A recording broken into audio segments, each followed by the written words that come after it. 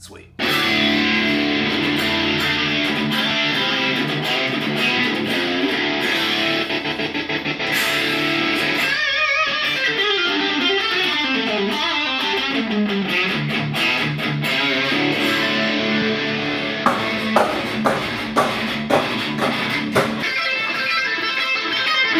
G'day legends, I hope you're all fantastic. This is the new Enya Inspire Pro. They bill it as a next generation smart guitar because not only does it have built-in amp modeling and effects, it's actually got a built-in 20-watt power amp and speaker in here. The construction is really interesting as well. It's what they call master carbon, acoustic carbon fiber. So it's a one-piece die-cast body. There's absolutely no join anywhere here between the neck and the body. There's automatic locking tuners, stainless steel frets with a 0 fret. This particular model comes loaded with Seymour Duncan pickups. There's an SSL 2 and 3 and then a TB4 in here. This one has a floating bridge. Looking on the back, I like that you can get access to the tremolo claw on here without having to take this back plate off. The ins and outs are fairly straightforward. There is a USB-C jack on here so that you can not only charge it, this has a built-in lithium battery, but use it to record directly to your computer or in an on-the-go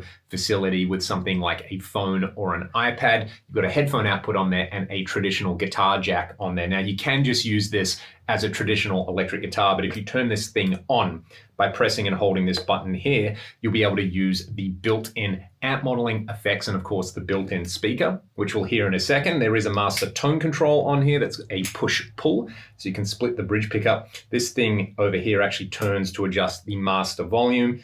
5-way pickup selector. You've got this little soft button down here, which can trigger the drum machine or the looper, and a very cool little touch bar over here that you can use either as a kind of stutter switch or kill switch, or you can use it for expression control. So let's just crank this thing up. We'll start out maybe on the neck pickup and we'll have a listen to it. These are just room mics at the moment.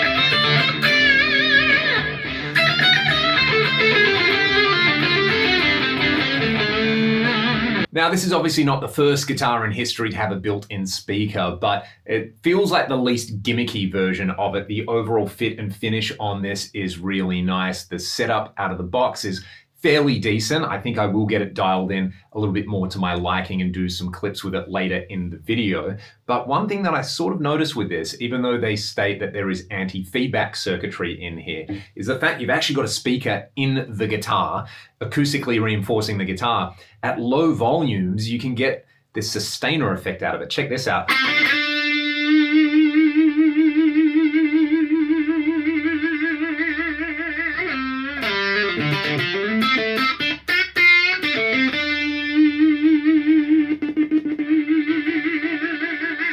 The little touch bar on here just above the pickup selector is pretty cool as well, especially if you hook it up to something like delay feedback or a pitch sweep.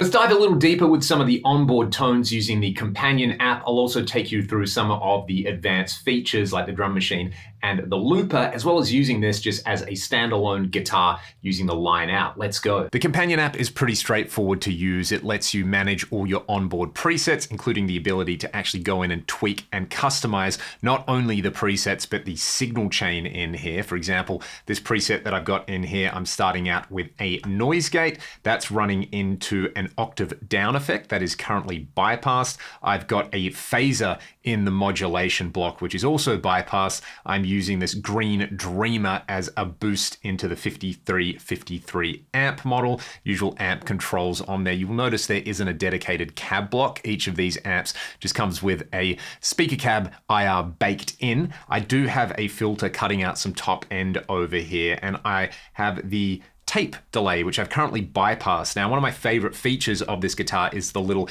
expression touchpad on here, and you can set this up and allow it to control not one, but two parameters at the same time. So for this particular preset, I've got it set up to control the phaser depth, and I'm controlling the overall delay mix. We will hear that in just a second, but first we'll look at what else is in the app. So all of your presets are arranged into banks, and you'll notice because I've got a cable plugged in here and I'm using the line out, the presets in each bank are E, F, G, and H. If I unplug the cable and I'm using the built-in speaker, I'm gonna have A, B, C, and D. So you actually have different presets depending on the mode that you're using the guitar. One thing that I did find slightly confusing and frustrating at first was I didn't realize that, and I was wondering where my presets had gone. It would be nice to be able to have like a sync mode on here, so no matter if you're using the built-in speaker or the line out, you've got the same presets. But as it is, they are currently in their own banks. You have a marketplace in here to try out other presets.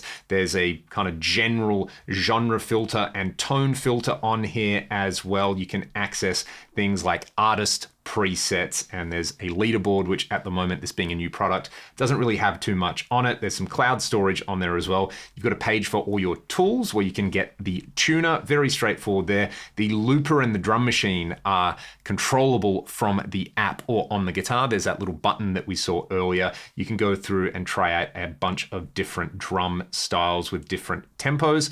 Look at all of these. You've got funk, blues, jazz, all your usual stuff. You can run the looper in sync or free mode. I think most people are probably going to want to run this in sync mode because it gives you a count in and the drums to play in time with. And then you've got your overall mixer page. I really like this because you can set up the guitar volume, playback volume, Bluetooth volume, the overall monitor volume, and drum machine volume. Everything's covered on there. You've got a settings page over here. Then you can rename the guitar, which is probably handy if you have multiples of these. I don't know how many people would be doing that, but you can update the firmware on here, factory reset it, and set up an auto shutdown. Something that's probably very handy if you're like me and you're forgetful and you're gonna leave the guitar plugged in or leave the guitar on, but you don't wanna drain the battery life. And then you've got your own page over here where you can set up your own tones, share different presets with the online community over there. But I think the main thing people wanna hear are how we go about setting up a sound. So let's start out over here. There's of course the AI tone feature, which we'll look at in a second. But for now,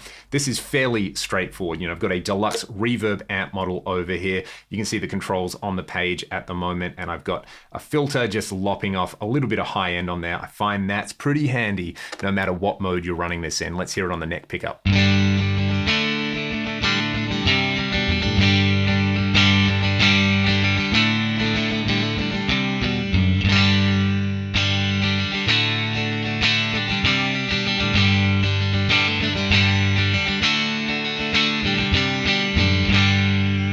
I've got a rotary speaker emulation up front, some slapback delay, and plate reverb.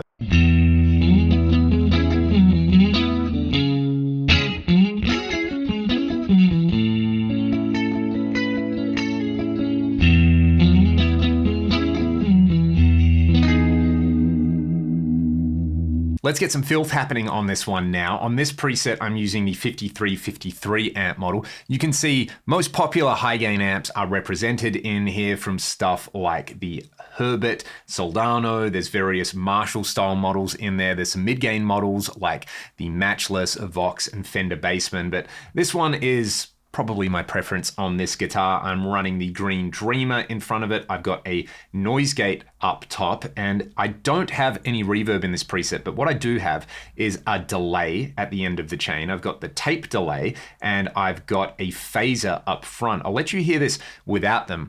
Then I'm going to add them, and I've assigned the little expression bar parameters. So I've got the phaser rate and the delay mix over here. So as I move this little touch controller on the guitar, I can increase or decrease those two parameters together. It's really nice for expressive style effects, and it's probably my favorite hardware feature on this instrument.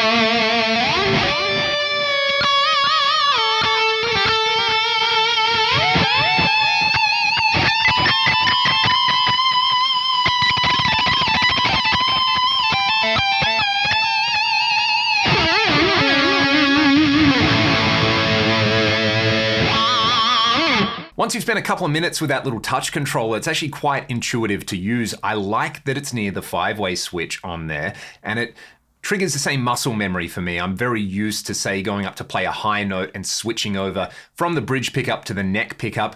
It's similar to doing that, but in this case, you say increasing the delay mix and the phaser rate or depth. If Enya ever sold that as a little add-on that you could put on your guitar and say use it to control multiple MIDI parameters on something like an Axe-Fx, that's something I would grab because I really, really like that. Let's quickly hear this Jim 800 amp model, then we'll try out the AI tone creation feature.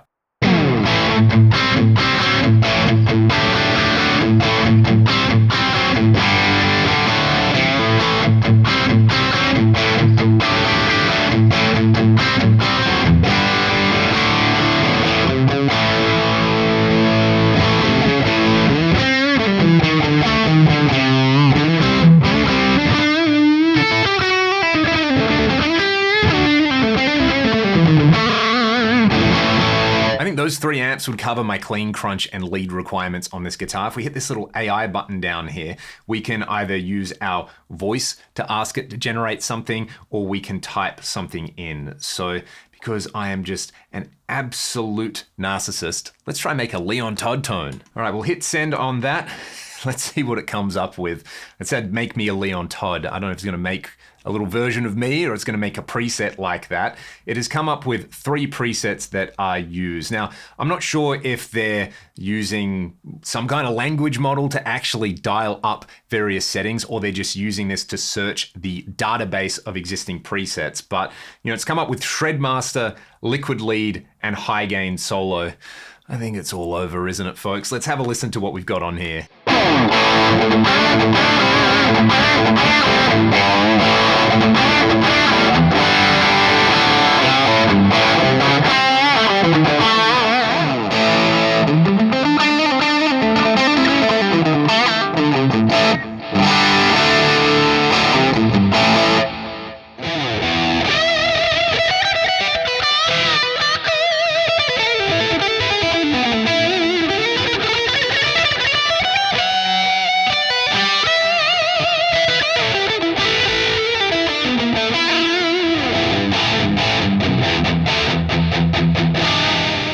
I guess it's got that right. It's just a whole bunch of gain with some wet effects. If we took the Shredmaster preset over there and hit apply, I could then go in and actually edit this particular preset. So it's applied it to this particular one in here. What do we have? We've got an amp. It's used the jump amp over there. I mean, give me more gain. I love that. I'm interested to see what they've done with the filter. I'd probably just go with the low pass filter on here rather than any fancy EQ. There's a delay and it's got the tape delay. I was saying I like the tape delay earlier. Maybe it's listening to me. And there's a reverb on there. Bet you it's a plate reverb. No, it's a hall reverb. Well, I can live with that. Let's have a listen to what this sounds like just with more gain.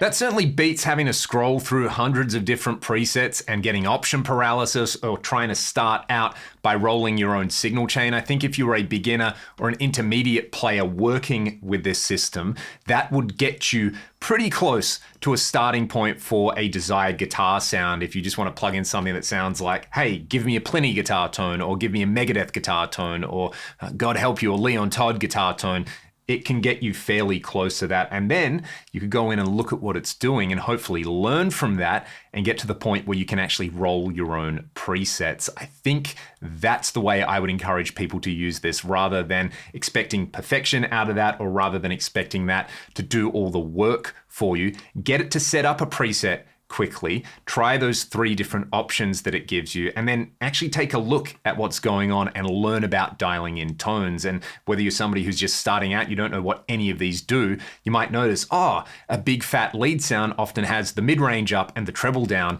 If I make my own preset, maybe I'll do that on there. I imagine features like this are going to become standard across pretty much every digital guitar product in the next 12 to 24 months. I do like that it's just sitting there in the corner. If you do want to play around with it, they haven't made this the headline feature. It's still set up essentially as a virtual rig. So if you've got any experience plugging pedals into amps, you can use that. If you're totally inexperienced, or you just want to play around with what this thing spits out to get some inspiration, you can use the little AI tool. And this is what that Shredmaster preset sounds like over a little jam.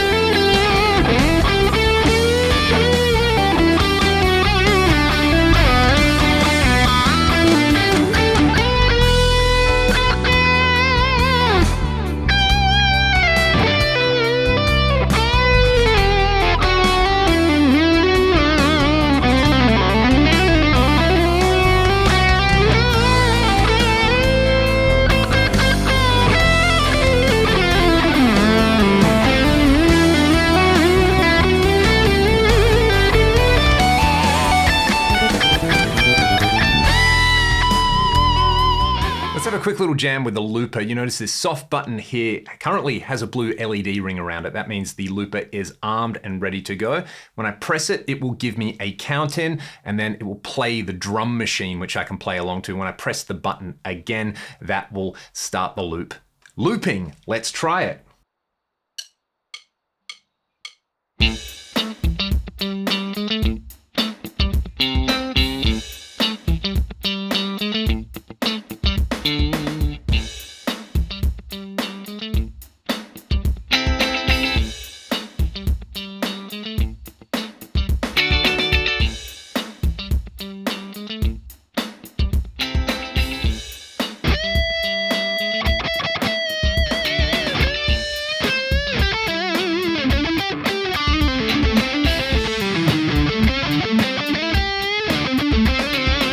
You can, of course, use this as a standalone guitar if you turn the guitar off and just connect a standard cable to it. The pickup system functions like any other HSS guitar, and this Duncan set is pretty nicely balanced.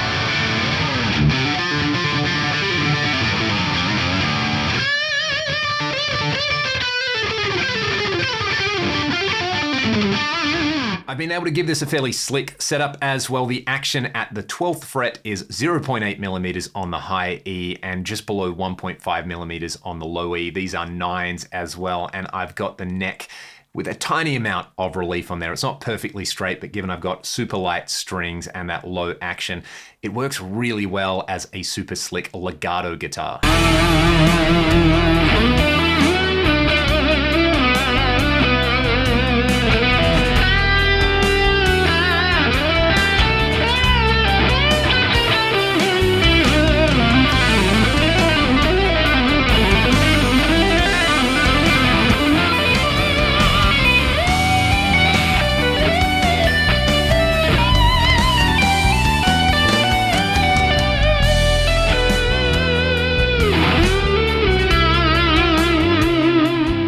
That Enya have made this super functional as a standalone guitar, and I think they would be really wise to issue a version of this that takes out the built-in electronics and the built-in speaker, because I think that's quite a cool guitar shape if you could make the body thinner on account of not having the built-in speaker and electronics. Keep the Duncans in there, keep the trem, that all works really, really nice. The neck and the upper access feels pretty good, but you could have an affordable version of something like an Aristides or a Rubato out there on the market that I think would actually appeal to a lot of professional players.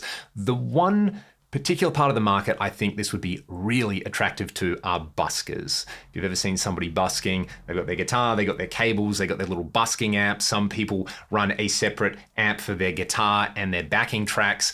This would do it all and you wouldn't have to plug it in. The gig bag is really nice. They've done a good job with that. They've done a good job, I think, keeping this about as light as possible. It feels like, I guess, a kind of moderate Strat weight. Again, if they did the standalone version, they could make it super duper light. But for what it is, I could see this being really attractive for people who are doing busking, even if you're somebody who's doing teaching and you can't be bothered taking a standalone amp, say, to various locations. But for me, while I enjoy the novelty and I appreciate that Enya have really basically probably made the best all-in-one guitar like this that's ever been. These have only really existed as gimmicks in the past.